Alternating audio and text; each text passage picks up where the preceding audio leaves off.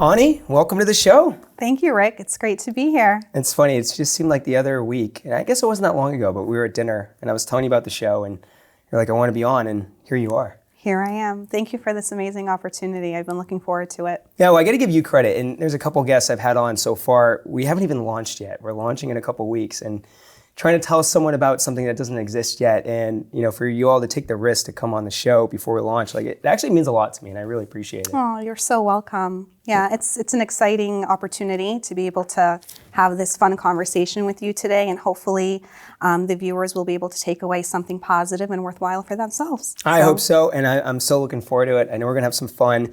We're starting with margaritas. Yes. So you know it's gonna be fun. Yes. And I gotta give you credit. So I've done, this is my 5th recording. I think you're gonna be number 3 in the lineup. And you're the first guest to actually bring the drinks to the show. Listen, I'm very particular. I like certain things certain ways. So well, cheers to you for bringing drinks. I really appreciate it. Yes. These are wonderful margaritas. So hopefully I'm not slurring my speech by the end of the show. So I want to get into your background because I thought that was fascinating when I first met you. But first, why don't you just tell everybody what you do? So today I work for Microsoft as a partner marketing manager. So I've been with Microsoft for going on 8 years now in the partner marketing capacity.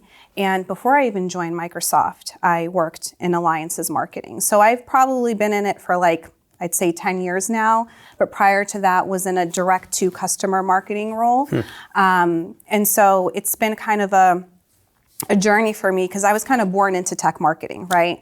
I've been doing it for close to 20 years now. Wow. So kind of the first part of my career was doing to customer marketing, more kind of like Marcom, demand gen, and then kind of the second part of my career has been really focused on alliance and partner marketing. That's awesome. Which has been great. Yeah, and this show is obviously more tailored towards partner marketers. That's certainly who I have on the show, but I think anybody with a tech marketing background can take something from the show because totally. A lot of people like yourself have not just been doing partner marketing their whole career. They've been doing a lot of other things too. Yeah.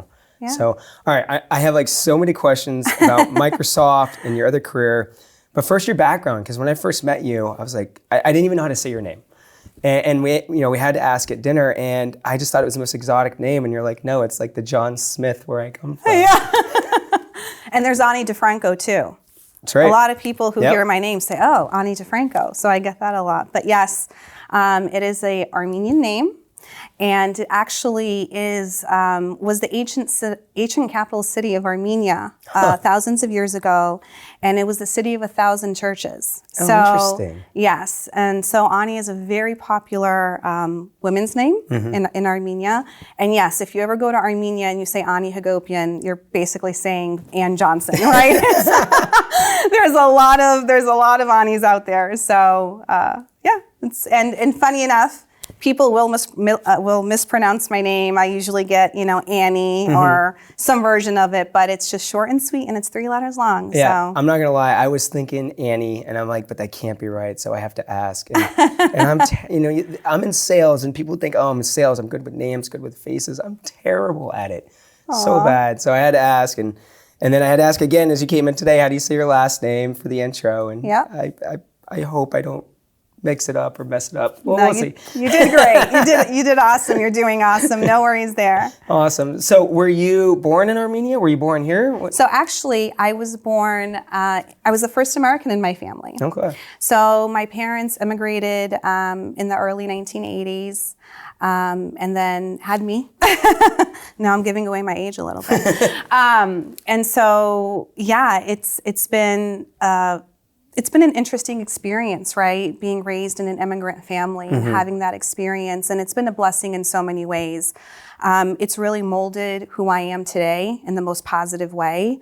I saw my parents come to this country with little to nothing in their pocket and be able to provide an incredible life for my sister and I, put us through college, right? And I think just even the mere fact that I've made it so far in my career and where I am today, right, is a testament to the incredible upbringing my parents gave me. A lot of the drive, My father especially was always very, very supportive of really making sure that I was an independent woman, career driven, just not scared to take risks and get out there and make it happen for myself. And so, they've both instilled incredible values in me for sure. That's wonderful. And taught me a lot. Yeah. It's, driven, risk-taking, family. I imagine all those things have come into play in terms of your career and where you've gotten today. Yes, certainly. How is it specifically having an impact on the partner marketing side?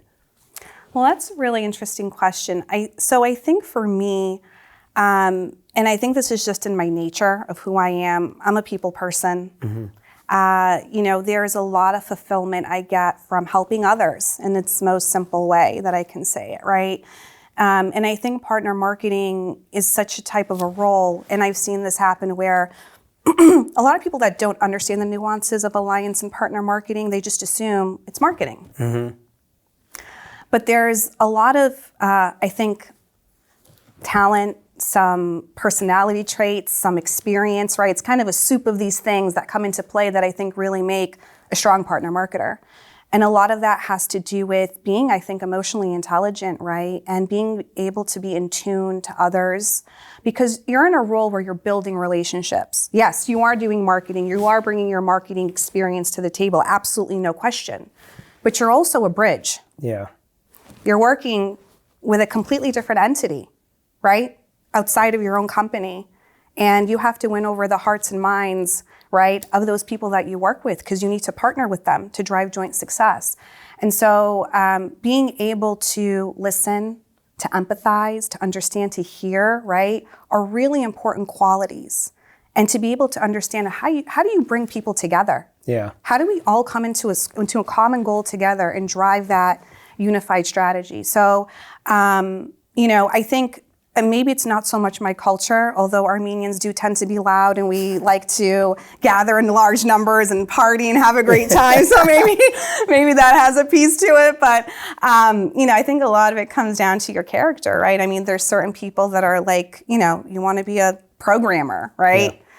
Yeah. If you're, maybe alliance marketing is not for you, right? Like if you want to be able to, again, enjoy building relationships, have a knack for it, right? Making those connections are so important. Yeah, I mean, I've seen it because, not necessarily through your eyes, but just the complexity of, when we do a lot of partner marketing programs here at Foundry, and, we're working with two different marketing organizations to get a deal done. Yeah. It can be two procurement processes, two marketing processes, two different martechs. Totally, yes. Two different political systems, yes. right? Like, that's a lot to navigate. It is. And, if you have the right connections, the right relationships, and that's with anything. I mean, even internally, I tell my reps, like, you need to build internal customers because they're going to help you navigate the internal challenges exactly everyone faces, right? Totally. Yeah, very interesting. All right, so how did you make your first jump into partner marketing? Because it sounds like you didn't start in partner marketing. I didn't. So crazy enough, I had been doing a Marcom role. And just like anything, right, your network is just, you got to keep up with your network and have a strong network. And so what ended up happening is I was really unhappy in that role that I was in. And I said, you know what, like, I got to get out of here. And so I just started working my network and found out that somebody I'd previously worked with had joined this startup. And they were looking for, a partner marketing role. And the cool thing about startups, right, is because, they're willing to hire a little bit of the more unexperienced, right? They're looking for the go-getters. They're looking for the, hey, can we bring this person in? Are they, are they going to fit into our culture? Are they a go-getter? And so even though I didn't have that partner marketing experience, I had the connection who vouched for me, but then again, they did take a risk, right? Yeah. And saying, hey, we're going to bring her in because she has solid marketing background, but we feel like, she's going to do well around this partner marketing stuff. So that kind of was my jump into it. And I really haven't looked back since. And that was 10 years ago. Yeah. And it's been an interesting ride because in my career of partner marketing, I've worked for the startup, right? Where I had to build the channel strategy from the ground up, working hand in hand with, sometimes they're called partner account managers, partner development managers, right? but really lock in step, right, with that role, and building out campaigns, programs, all sorts of really cool stuff. That kind of segued into Microsoft, because that partner was part of the Microsoft ecosystem. Yeah. And back then, I remember I was the lead event organizer for what was called the Worldwide Partner Conference, which is now Inspire. Okay. Right? Yeah. It's Inspire. And I just remember my first Microsoft Partner Conference, and I said, you know what? I'd love to work for Microsoft one day. It's like, it's endless partner, right? It's like, it is the... How many years was that before you actually started at Microsoft? That was in 2015. Okay. Yeah, 2015. So, you basically plotted your course and ended up at Microsoft. It was the North Star for me. I was amazing. Like, I'm going to make it to Microsoft one day, and I did. So that's great. Yeah. Very cool. All right, so what advice do you have for somebody that maybe want to break into partner marketing? They're not there yet. They're looking for a partner marketing job. You've worked at a couple different organizations. Like, what are some pitfalls they should look out for, and what are some opportunities? Yeah. Well, I would definitely say when you're interviewing for an alliance role, you really got to ask the questions around what has the organization already done today to build their alliances? Like, really understand what stage and maturity their alliance strategy is at. Okay. Because here's the thing, right? A lot of the time, sometimes people can pull the trigger too quickly in pulling in marketing. Right? If you don't have a sound strategy, right? If you haven't built a foundation on your general alliances, like, you've gotten commitment from leadership, you have these actual formal alliances that have been formed, you're getting your sales teams to buy into the strategy, right? Like, you need that foundation there before you bring in partner marketing, right? Because what is partner marketing going to do? We're going to surround that strategy, right? We're going to want to ask the questions of, well, what are you trying to achieve with this alliance? So it sounds like there's some organizations out there that bring people in a little too early. Yeah. So you really want to ask the questions around their alliance strategy, right? How big is the team, right? How experienced are the people that are on the alliances team? Really get a grasp on that, because you don't want to step in too early. Yeah. But again, everyone has their flavor of choice, right? Some people may not mind that, but it could be, more than you could bargain for, right? If you do step in too early as a marketer. Yeah, not that I see a lot of organizations hiring too prematurely, but I do know, like, I could see it being possible because, the last 10 years I've been doing the partner marketing stuff, been in B2B longer than that, but, it used to be on the fringe, and now it's more mainstream now, right? And I see a lot of organizations being like, oh, we should be doing this. But that's a good point. Like, make sure they have the foundation set up before you jump in, because otherwise you're probably set up to fail. Totally. Yeah. And I'd also ask questions around the maturity of their actual central marketing organization as well. So keep in mind, right, we say alliance marketing, but an alliance marketer doesn't have a dedicated marketing team behind them. Right. They sit in the alliances organization. They may be a dotted line into the central marketing org, but again, if the marketing function within the company also isn't mature, let's say they only have one or two people, or again, I'm just throwing some examples out here, right? Yeah. That's also something to take a look at, because part of what's going to drive your success is being able to leverage that work, right? Makes sense. The partner lens on that work of whatever the marketing organization is producing. Because that's just very important. And then also budget too. Ask the questions. Hey, am I going to have a budget? Yeah. Because newsflash, if you don't have money, it's really hard to do marketing. Yep. Right? So yeah, that's an important point to ask, right? Is there going to be funding available, right? What's my budget going to be like? And have you, in your past, have you worked really hard at getting those good relationships with the central marketing team and building that connection to leverage that? Absolutely. And the reason why I ask is I often hear they don't understand what we do. Well, again, part of taking on an alliance marketing role is education, right? It is, you are an advocate. Just as much as you're a marketer, you're an advocate for your partner. Yeah. It's a huge part of it. And when you take hyperscalers like Microsoft and AWS and these other large behemoth companies who are partnering with GSIs and advisories. These are companies that are equal in size or greater, right? So now you have these two massive companies, right? So first, as an alliance marketer in that situation, you have to, first of all, know who your people are. Understand the inner workings of your own organization. And then you bring in the complexity of the partner, right? But where the real amazing opportunities do come in is, well, like what you just said, is that if I can tap into the central marketing organization of my own company, let's say, for example, the partner marketer comes to me and says, hey, I want to do a healthcare campaign, right? Or our strategy dictates that we need to focus on healthcare. I want to bring in the industry healthcare marketer on my side of the house. And I want the partner marketer I'm working with to bring in their healthcare person, right? And that's where a lot of magic starts to happen, right? Because then you become, again, that advocate, that connector, where you're stepping outside of the alliances world and you're really bringing in incredible value, right, with making these connections. So I've seen all sorts of incredible campaigns come to life just through that, you know, and building those connections. So going back to maybe someone who's looking to jump into this space, your biggest advice for them if they're in a brand new, maybe not new to tech marketing, but brand new to partner marketing is just building those connections both in the partner ecosystem and internally. Totally. Would you say that's your biggest advice for them? Yeah. I would say absolutely start there. And another thing that I would say is really important is build trust. Build trust with the partner marketer you're working with. Build trust with your partner team. Right? It's so important is that there's a fine balance of, you know, your organization is going to tell you things or ask you to do things, right? Go to the partner and pitch in this program. Go to the partner and, you know, offer this to them and X, Y, Z, right? But again, you're that filter. You know your partner. You know their business. How do you build trust, right? Hey, listen, this came across. I looked at it. I think it might be a good fit. Let's talk about this though. Right? There's an approach to doing these things.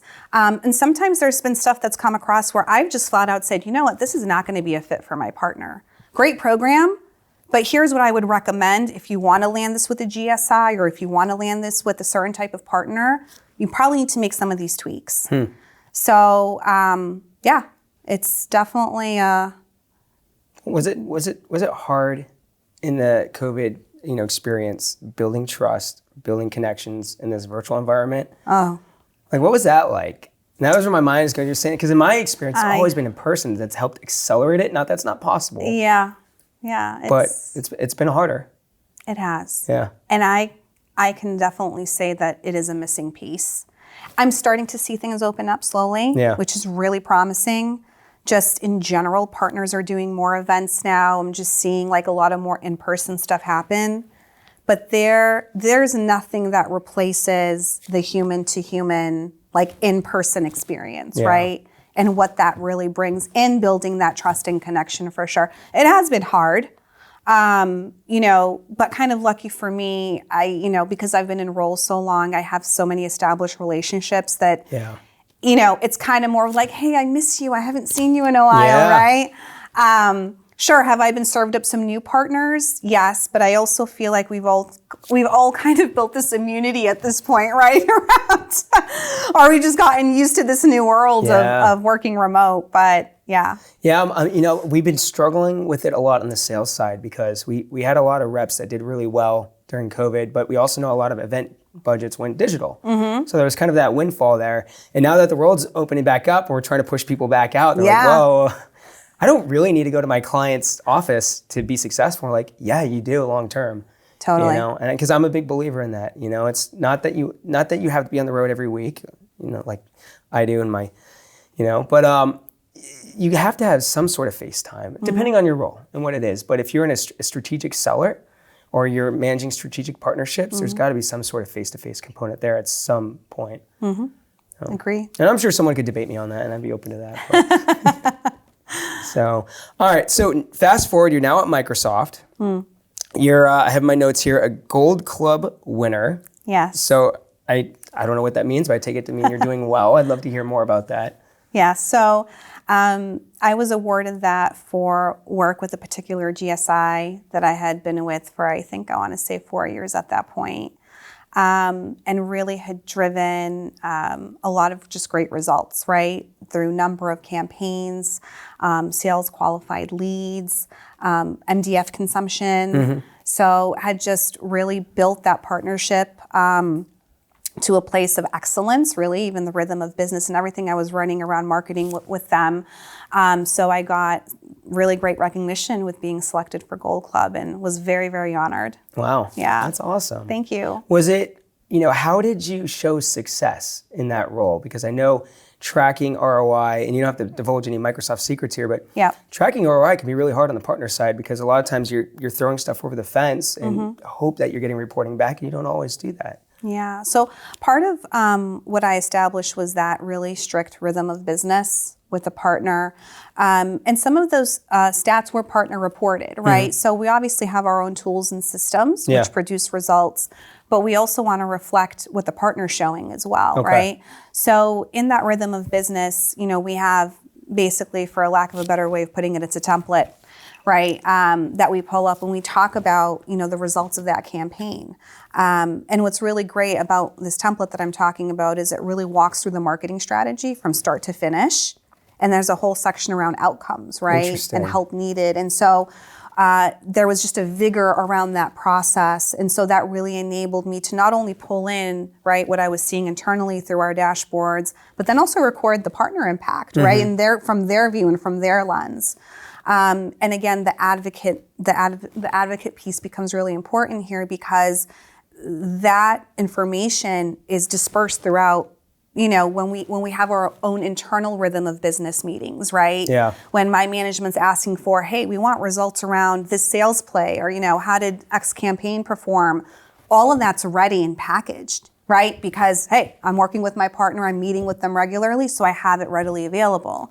So it was easy to surface to the business the impact of the partner and really kind of scream from the rooftops, right? Like, look how amazing my partner is and what they're working on. And so...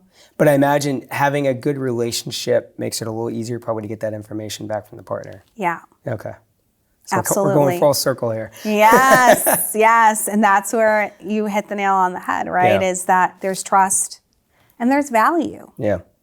Your partner, when you have to ask them to do things, right? There's an individual there, right, that has a million other things on their to-do list. Yeah. Sure, they're in alliance marketing and they're dedicated to the Microsoft partnership and all of that, but they have their own internal, agendas and things that they also have to fulfill. So when you're making these asks, that person should feel, you know what, I'm doing this because I'm also getting value back. Yeah. And that's really important as a partner marketer. It's not always clear. And what I mean by that is you have to get creative. You have to get creative and figure out, and this is where the go-getter piece comes in, this is where thinking outside the box comes in, is you got to go and figure it out. Yeah. You got to go and figure it out. I don't care if it's going to the central marketing organization and figuring out who you need to pull in, right? I don't care if it's figuring out where you need to find more money to fund some really amazing campaign that the partner pitched you, right? Maybe it's figuring out target lists. Maybe it's figuring out how you're going to promote your partner's event to your selling organization. But you got to figure it out. Yeah. And it's not always a clear charted path, right, in doing that. So that value, and for me, I really, that's a standard for me that I set for myself. When I get on a call with a partner, I want to have answers for them. And if I don't, I'm going to go find them. It's a shame you're not in sales because I might try to hire you right now. You think so? Well, I mean, you're a go-getter. You figure it out. I've been told. I actually have been told that I should be in tech sales, but I don't know. There's something about that number hanging over my head that it never goes away. Right? Oh, it never goes away. Yeah. All right. There's a couple things I want to dig in there. Going back to what you're saying about the relationship and delivering the value to get something in return. Couldn't agree more. And I think the flip side of that also is when you have that strong relationship, they also kind of want to see you succeed. and you can't be a good partner unless you want them to succeed. And that goes both ways. Totally.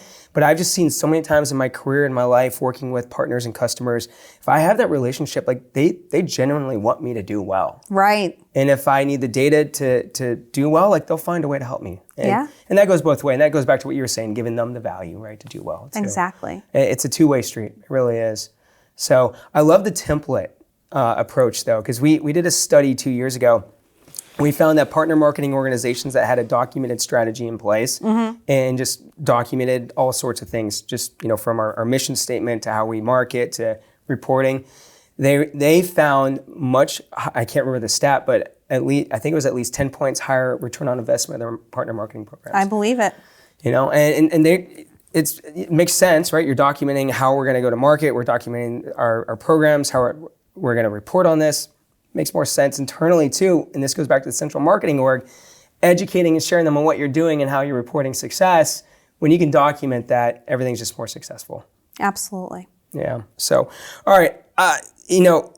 One thing I wanted to ask is, not specific to Microsoft, but maybe just larger organizations.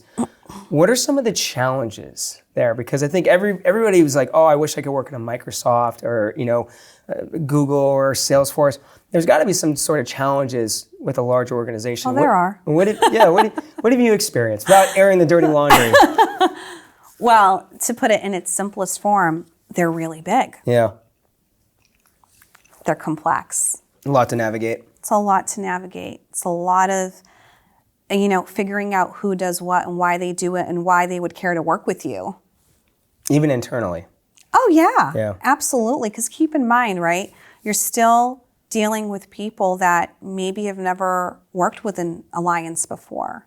Or, it's just, again, they're kind of focused in their own world and they're not kind of looking this way. Because here's the thing, partner always adds value. Always.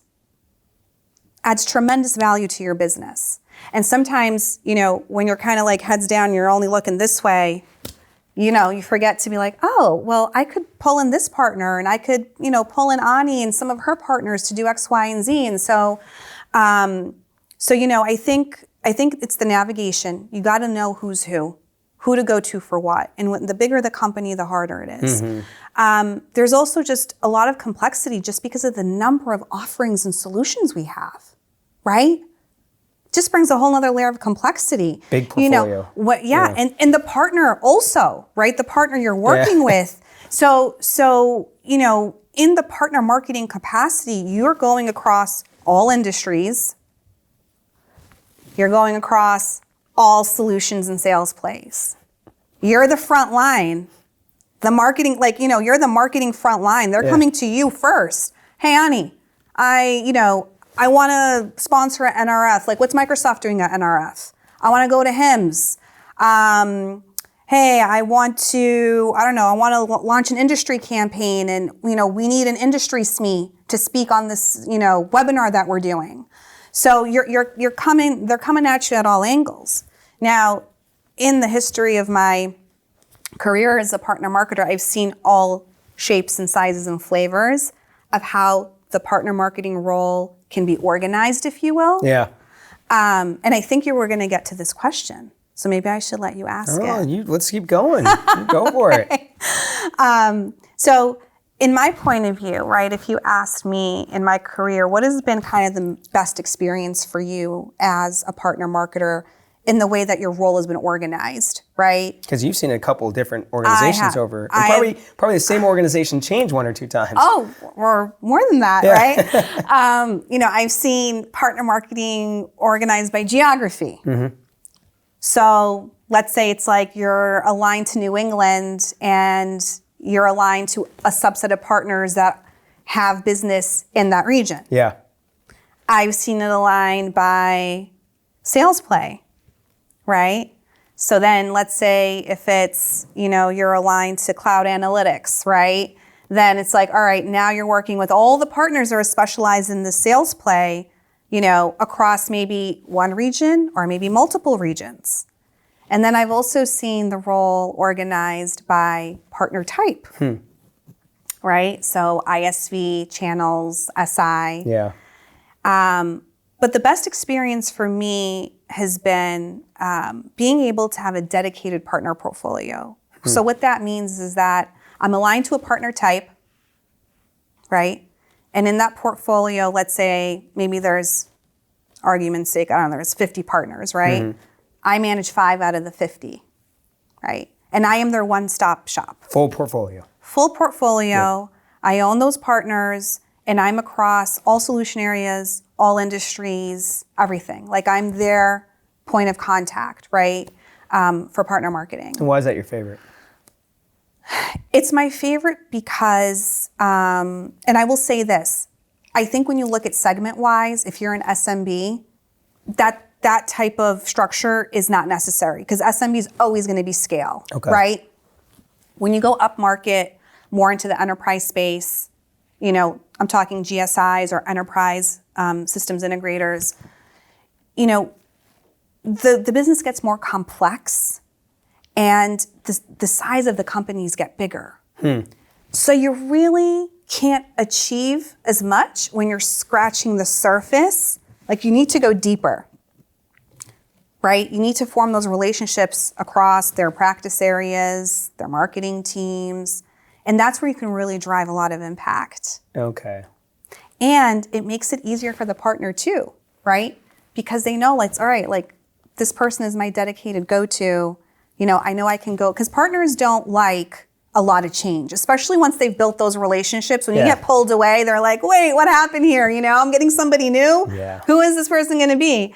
And so when you're able to build that trust and that depth of the relationship, it takes time, you know? And so I have just found that, you know, having that dedicated portfolio has been great. You know? I get it because, you know, I think about my own experience here at Foundry, which used to be IDG. We used to, I mean, when I came here back in 2010, I was at Tech Target prior to that. I came into IDG, there were 3 reps for CIO. You had the events rep, you had a digital rep, and you had an integrated rep. Okay. And then you had 3 reps for Computer World, 3 reps for Network World, and you just went down the line. Yeah. So you could be like Microsoft, working with dozens of IDG reps, depending on what do you want to do in the portfolio. Right. Right. And that, you know, we've obviously come a long way from that. Now it's, you know, your Microsoft, you have one dedicated rep. We have a bunch of subject matter experts we can bring in, whether it's an events expert, an intent expert, and so forth. But you have one person driving the portfolio relationship. And that's one person you can call when you have a problem, you need something. And because same thing for us, this is a relationship-driven industry, advertising. Right? And I've been working with the same people for years. It's very similar to the partner side. It's interesting. It is. So I agree with you on that. That's interesting. So in the sales play, you could have multiple partner marketing managers if you're a big partner. Oh, interesting. Yeah. Because listen, that one partner can be across all the solution areas. So then you have, you know, multiple partner marketers that might be engaging, which on the positive note, it does open up the partner to building more relationships. But it also kind of takes away, remember when we talked about being that filter a little bit? Yeah. Kind of removes that filter. Yeah. So the partner could get, you know, inundated with a lot. But there's pros and cons. I was going to ask, like devil's advocate, is the pro that you're dealing with people that are very knowledgeable about that one particular area. Right. And they go deep. Oh, totally, yeah. And that's a challenge we run into is like you got to be an inch deep and a mile wide on the portfolio. Right. So there's pros and cons to both. Yeah. But I just, you know, I have my favorites, I guess, my favorite way of doing things. Well, I mean, you know, I think the theme of this conversation has really been relationships. And, you know, it makes sense that you lean towards that because you can drive a lot of value through relationship. You know, and if you have to pass somebody off and they really want to work with you, that can also be really frustrating to the partner. It can. Yeah. So, all right, switch gears a little bit. We obviously walked you through the Foundry Needham office here. Nobody here. We're still, by and large, work from home. By the way, there were a couple people here earlier. My boss is probably watching. There were people in the office. But, you know, we're still navigating this return to office stuff, right? And I know, you know, some of your big competitors have forced people back in the office. And I think Microsoft is still letting people work from home. You know, you personally, you know, what does work from home mean to you? Flexibility. You know, I think, you know, first of all, I think self-care is really, really important. I think, you know, traditionally years ago when you had to be in the office, you know, a lot of organizations I know would build gyms. Right. I remember the startup that I worked for had a full-blown, I think they had a yoga studio too, which is pretty cool. Never took advantage of it because I was always busy working. But I think, for me, personally speaking, it's afforded me more time to just self-care, right? Yeah. Whether that's, exercise, whether that's, being able to do maybe like more just self-care things, right? Like whatever it can be, whatever it is that you find that is good for you, that relaxes you and just helps you personally. And it's also afforded me more time with my daughter too, right? It's really hard, you're a working mom. How old is she? She's almost 4. 4. And so that's also been really great, is that I have that flexibility of, hey, I can run to daycare and pick her up, or, all that. But here's the thing, here's the reality. I do miss my team though. Like I absolutely miss my colleagues, and I cannot wait for the day that we actually have an offsite, in-person offsite. I feel like I'm going to spend like one full day just hugging everybody. Like I'm just going to be walking around hugging everyone, because it's like, I haven't seen you in years, right? Yeah. It's crazy. It's not, even though we're on Teams all the time, it's just different. Yeah. It's just different. Yeah. So do you like pop into the office, or is it just 100% at home? I pop in once in a while, but again, it's, I think, kind of what you described, right? It's just not a lot of people are there. I love going to partner events at the Microsoft offices. I love the partners and what they do. They always get a full house in there. So it's absolutely wonderful going to those and supporting the partners for sure. But it can be too quiet sometimes, you know, and the employee floor. I get it.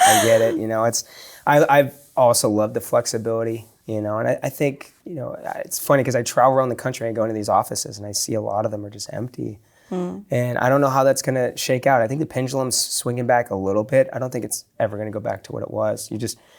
Some companies will, but I don't think by and large. I think it's going to be really hard to retain and attract good talent if you're that company, because your competitor will just be like, come work for us and we'll give you the flexibility. Right. So I think companies are going to find some sort of equilibrium. I hope so. Yeah. And it's weird because a lot of the people I've been talking to about this question are people that used to be in the office that are no longer in the office. And I feel like we all got benefits and learned a lot from that environment.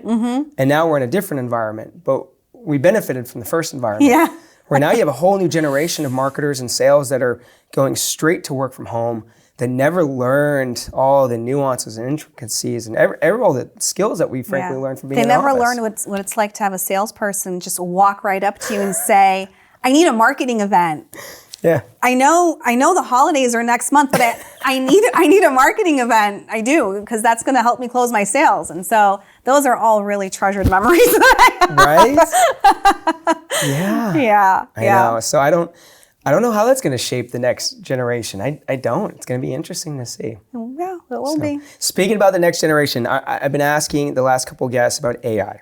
Okay. So Gen AI, obviously Microsoft's doing a lot around Gen AI. Incredible stuff. But technology aside, but you personally, in your role, like, are you using Gen AI? Do you think you'll be using more of it? Like, what are your thoughts on it? Oh, absolutely. I've used ChatGPT at work already. Yeah. Listen, as a marketer, when you have a packed schedule and then you got to write it, you have to write some type of a promotional email, or, I can go into ChatGPT now and I'm like, put in a few bullets. I'm like, ChatGPT, help me write this email to my field sellers, make it fun, make it exciting, whatever. And what's so cool about it is if you don't like the first response, you just hit regenerate and it just keeps it keeps giving you more options. So yeah, I've definitely used it. I love it.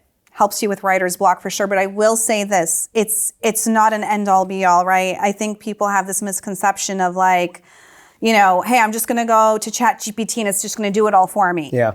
No. Yeah. No. It'll help you. It'll help kind of get you out of your writer's block, if you will, or whatever you're working on. It kind of gives you that kind of boost, right? But then you have to go put your own voice and your own touch to it. Absolutely. Yeah. So. No, I agree. That's kind of how I've been using it. Is like I'll write something up, it sounds like a 14-year-old wrote it. And I'll sound nice, but then I go back in and add my personal touch to it, right? And so I think it's helped take me to the next level. But I'm still learning, I think for us, like at a sales organization, like we put our sales cadences into it, right? So we have all this email copy, like, is this effective? Is this, how does this compare to, what professionals are writing? And we're just bouncing ideas off of it. But I think to your point, like you got to put the work in. Oh, totally. First. Yes, absolutely. I agree with you. Mm-hmm. Yeah, interesting. Well, Ani, this has been a lot of fun, but I have one more question for you. Okay. What is one piece of advice you'd like to leave for the road? So my piece of advice is something that we can both take professionally and personally. And as we were talking right before we started shooting, right, that wisdom comes at a cost. Yep. It's not always comfortable to become wise, right? And so the piece of advice I would leave is to remind folks that they always have a choice, right? I think a lot of times in life, whether it comes to your career or personal things, you feel stuck, right? Not that you are stuck, but you feel stuck, and there's a difference there. I think our mind always tries to be overprotective, right? And can come up with a million scenarios of why something can't happen or something's not possible, but it's just untrue, right? You always have a choice. It may be a hard choice you have to make, might be an easy one you have to make, but nonetheless, the choice is yours. So that's what I would leave everyone with. And I always remind myself of that. And I said, like, regardless, whether it's been my career, decisions I've had to make in my career or my personal life, and it's always propelled me forward, right? It's pushed me through some of my uncomfortable situations, right?